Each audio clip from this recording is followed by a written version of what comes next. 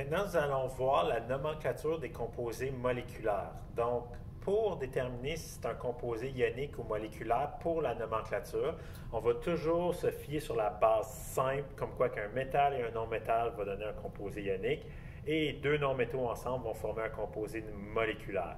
Donc, pas besoin de faire des calculs de différence d'électronégativité pour faire de la nomenclature. On y va avec la règle simple.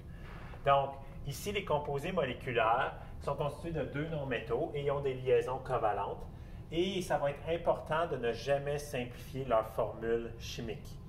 Par exemple, si on a du peroxyde d'hydrogène, celui-là H2O2 ici, on veut éviter l'erreur de convertir la formule à du HO. Je sais que pour les composés ioniques, lorsqu'on avait par exemple ça ici, après avoir fait un chassé-croisé, je disais « Ah, il faut tout le temps simplifier les indices. » Oui, parce que les composés ioniques, il ne faut pas oublier que c'est une structure cristalline qui se répète des milliards de fois, donc on veut tout le temps le rapport le plus simple à ce moment-là. Pour les composés moléculaires, c'est différent. Composés moléculaires, ils forment des molécules. Ça veut dire que dans cette molécule-là, j'ai deux hydrogènes et deux oxygènes ensemble, okay, qui sont liés par des liaisons covalentes, et ça forme un groupe. Okay? Ça serait incorrect de simplifier ça à HO, simplement parce que ça ne représente pas cette molécule-là qui a deux hydrogènes et deux oxygènes. Donc, on essaie de ne pas simplifier les indices dans les composés moléculaires.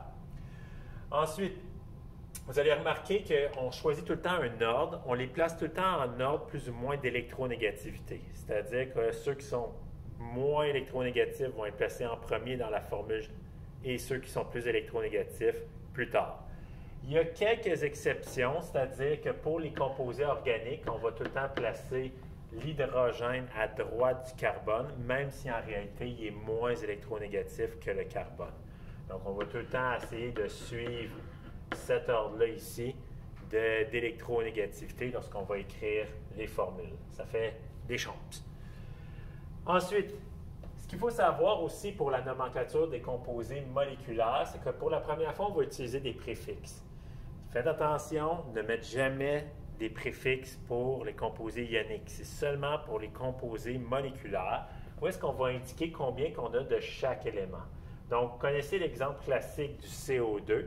Pour dire qu'il y a deux oxygènes, on ne va pas juste écrire oxyde de carbone comme on écrirait pour un composé ionique. Parce que c'est un composé moléculaire, on veut spécifier qu'il y a deux oxygènes, donc on va écrire que c'est du dioxyde de carbone. Donc, les préfixes sont à savoir par cœur. On vient de voir le 2 qui est dit. Quand il y en a seulement un, c'est mono. Donc, si on fait le même exemple ici, où est-ce qu'il y a seulement un oxygène, à ce moment-là, ce serait du monoxyde de carbone.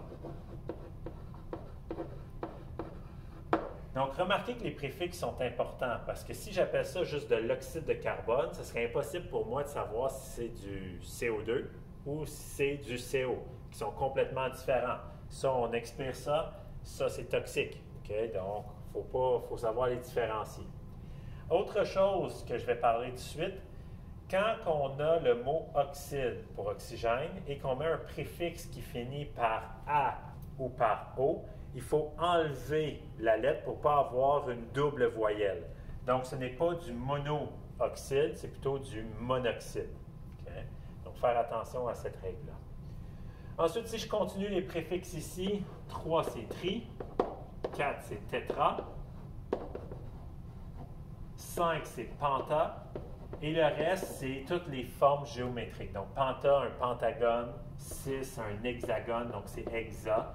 Donc, je ne les ai pas mis, mais le reste, ce serait heptagone, donc hepta, octa, nona, déca, ainsi de suite.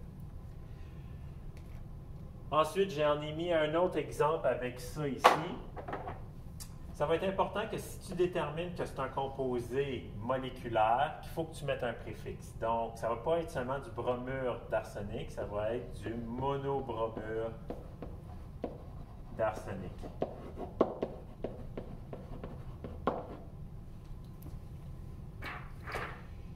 Maintenant, il va arriver des exemples ou on va utiliser un préfixe devant l'autre élément aussi. C'est que la règle, dans le fond, c'est que tu es toujours supposé de mettre tes préfixes. Mais on ne met pas le préfixe au deuxième du nom ou au premier élément dans la formule quand c'est mono. Donc, on ne dirait pas du dioxyde de monocarbone. On ne met jamais le mono en deuxième. Mais si c'est d'autres choses que mono, il faut le mettre. Donc, exemple, ici, ça ici, ce serait du monoxyde, juste un O ici, d'azote et non pas de monoazote. Je viens de dire qu'on n'ajoute pas mono en deuxième. Mais ici, on a le... Oups. Ici, on a du monoxyde encore. Il y a seulement un oxygène de diazote. Et c'est important de le mettre, le diazote. Parce que si tu fais juste écrire monoxyde d'azote, tu ne pourrais pas distinguer si c'est celle-là ou si c'est celle-là. On a fait exprès d'ajouter le préfixe lorsque c'est autre chose que 1 pour l'indice qui est juste à côté du premier élément ici. Donc, ici, j'ai 4 exercices pour vous. Premier, nommez-moi N2O4. Le deuxième, nommez-moi NO2. Puis là, je vais juste vous dire une erreur que je vois souvent sur les tests, sur l'examen. Il y a des gens qui m'appellent ça du nitrite. Ceci n'est pas du nitrite. Ça, c'est du nitrite. C'est très semblable. Le nitrite, c'est NO2, mais ça a une charge de 1 négatif. Ça a un électron supplémentaire. NO2, ici, n'a pas d'électron supplémentaire, n'a pas de charge. Celui-là serait une molécule qui, à température de la pièce, serait gazeuse, alors que le nitrite ne peut pas exister tout seul. Parce qu'un anion ne peut pas exister tout seul, il faut tout le temps qu'il y ait un cation pour que ça donne quelque chose de neutre. Donc, on le retrouverait plus dans une formule comme le nitrite de potassium, par exemple, et ça serait solide. Donc, faites bien attention, s'il n'y a pas de charge ici, on le nomme comme un composé moléculaire. Ensuite, nommez-moi SO3, neutre, et SF6. Ce composé-là, il est plus dense que l'air. Fait que si tu le respires, tu vas avoir une voix grave. Et si tu le mets dans un aquarium, il va rester dans le fond de l'aquarium, puis tu es même capable de faire flotter un bateau d'aluminium sur ce composé-là.